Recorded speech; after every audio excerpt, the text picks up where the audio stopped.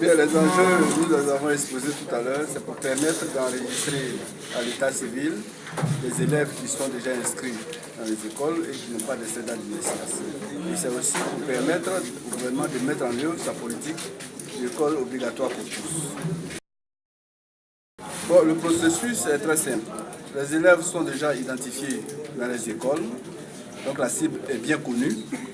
Ces élèves-là, qui sont enregistrés par les directeurs d'école, un opérateur qui va venir collecter les informations recueillies avec l'appui des inspecteurs d'enseignement primaire. Ces informations recueillies vont être transportées dans les centres d'état civil concernés, là où les enfants en question sont nés. Dans ces centres d'état civil, les officiers d'état civil vont faire des recherches dans les registres. Lorsque ils n'ont pas retrouvé que ces enfants étaient déjà inscrits dans les registres, en ce moment ils vont saisir le procureur de la République qui va prendre une réquisition pour leur demander d'enregistrer ces enfants dans les registres d'état civil. À la suite de cela, les actes d'état civil, les essais d'actes d'état civil de naissance vont leur être délivrés. Et c'est le même opérateur qui va retourner ces extraits ainsi établis dans les inspections de l'école primaire et ensuite dans les différentes écoles, le mettre dans les dossiers de ces enfants. Bon, l'opération est prévue pour durer 3 mois, commence à partir de maintenant jusqu'à la fin du mois de juin. Non, bon, cette opération, quand je vous disais, la collecte se fait en même temps pour l'ensemble des 1 165 000 enfants.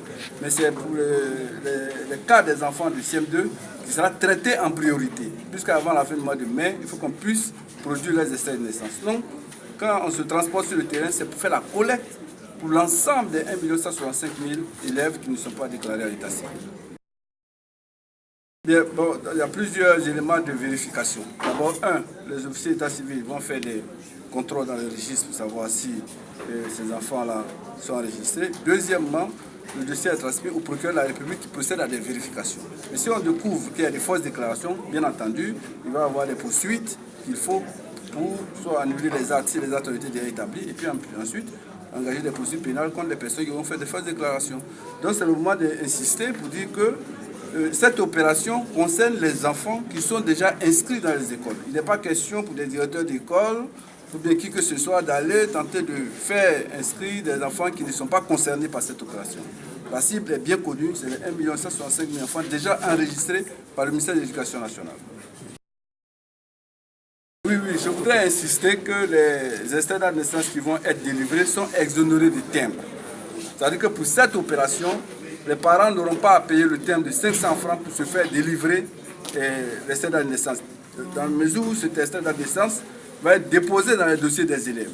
Par contre, on va leur remettre une attestation, un document comportant le numéro de l'extrait de naissance qui leur permettra après de se rendre dans le centre d'état civil pour se faire délivrer des copies. Mais ces copies-là seront timbrées, c'est-à-dire qu'à ce moment, ils seront obligés de payer les 500 francs pour les frais de timbre. Mais pour cette opération-ci, il n'y a pas de frais de timbre à payer par les parents. Donc, qu'ils se gardent de donner quoi que ce soit à qui que ce soit dans le cadre de cette opération, qui est prise en charge par le gouvernement et les partenaires techniques financiers.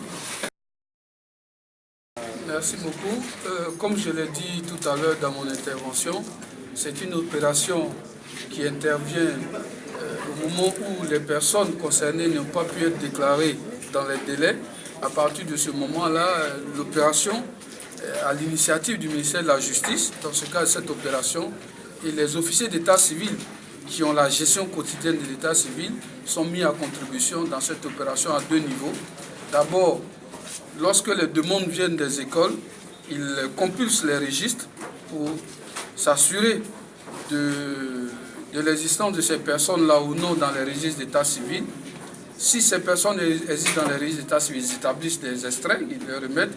Si ces personnes ne sont pas dans les registres d'état civil, le sous-préfet, à ce moment-là, s'adresse au procureur, s'adresse au magistrat, et en retour, le magistrat lui donne une réquisition pour pouvoir inscrire l'enfant dans les registres. Donc, deuxième niveau, maintenant, il reprend la main et il donne un extrait à l'enfant, il transcrit dans le registre et il lui donne un extrait. Voilà.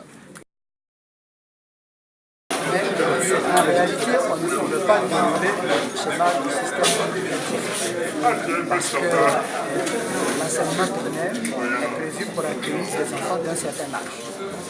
Si l'enfant n'a pas d'excès d'âge de naissance, on ne connaît pas son âge. Et donc on ne sait pas s'il est toujours, s'il est en dehors de la tranche d'âge qui bénéficie de l'enseignement. Ça, c'est la première chose. La deuxième chose, c'est que pour une question d'efficacité, nous avons besoin de savoir est-ce que nous collectons tous les enfants qui sont en âge d'aller à l'école. L'enseignement primaire est prévu pour le bénéfice des enfants de 6 à 12 ans.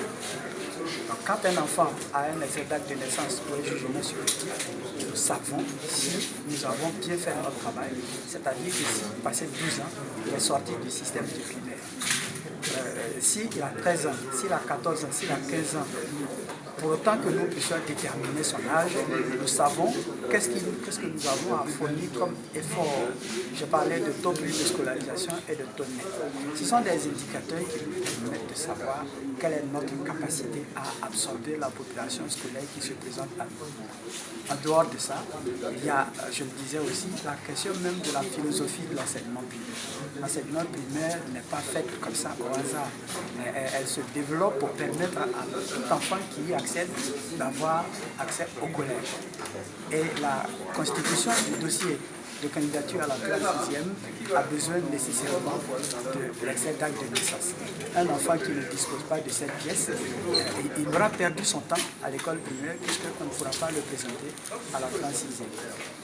Troisième élément de notre situation difficile face à l'absence d'extrait d'âge de naissance, nous avons commencé à immatriculer tous nos élèves de 6e. Nous pouvons donc suivre le parcours de la 6e à la terminale. Mais notre projet, ce n'est pas seulement les élèves de 6e, c'est tout enfant qui entre dans le système éducatif. Et l'immatriculation, comme c'est une identification unique, elle se fait sur la base de la disponibilité de l'extrait d'âge de naissance. C'est ce qui nous empêche jusque-là d'immatriculer les enfants du primaire. Autrement, on le ferait pour une partie, on laisserait 1 165 000 de côté. Et c'est inquiétant pour nous parce que, je le disais aussi, non seulement en chiffre brut, leur nombre augmente d'une année sur l'autre, mais en proportion, ils sont chaque année un peu plus nombreux que la proportion d'enfants qui disposent d'un extrait d'âge de naissance. Nous n'avons aucun doute sur la fin de l'opération et dans 3 mois, on pourra dire oui. Mais l'implication est totale. Parce que si le système éducatif ne se met pas dans l'opération, cette opération elle ne peut même pas démarrer. Ce sont les directeurs d'école qui détiennent les listes des enfants qui n'ont pas d'extrait d'âge de naissance. Donc, toute la base de l'enregistrement commence dans les écoles primaires. C'est pour cela que nous insistons sur la participation et l'implication de chaque acteur, à commencer par les directeurs d'école. Mais les directeurs d'école savent qu'aucune complaisance n'est possible. L'opération est réservée aux enfants qui sont inscrits dans leur école. Les enfants ont des numéros matricules. S'ils attribuent un numéro matricule fantaisiste, et finiront par se faire épingler. Et vous avez entendu le directeur de cabinet du ministre de la Justice le dire, ils répondront vis-à-vis de la justice. Il n'y a aucune raison que cette opération ne marche pas. Mais ça ne mettra pas fin à nos problèmes, puisque à la rentrée, on va accueillir des enfants de ces pays qui, eux, n'auront pas été concernés par l'opération et qui certainement vont arriver à nous avec, je vais dire, 100 excès d'acte de naissance. Donc, vivement qu'une autre phase, une opération similaire soit lancée pour absorber tous les enfants du pays, pour que nous, notre système soit beaucoup plus fluide.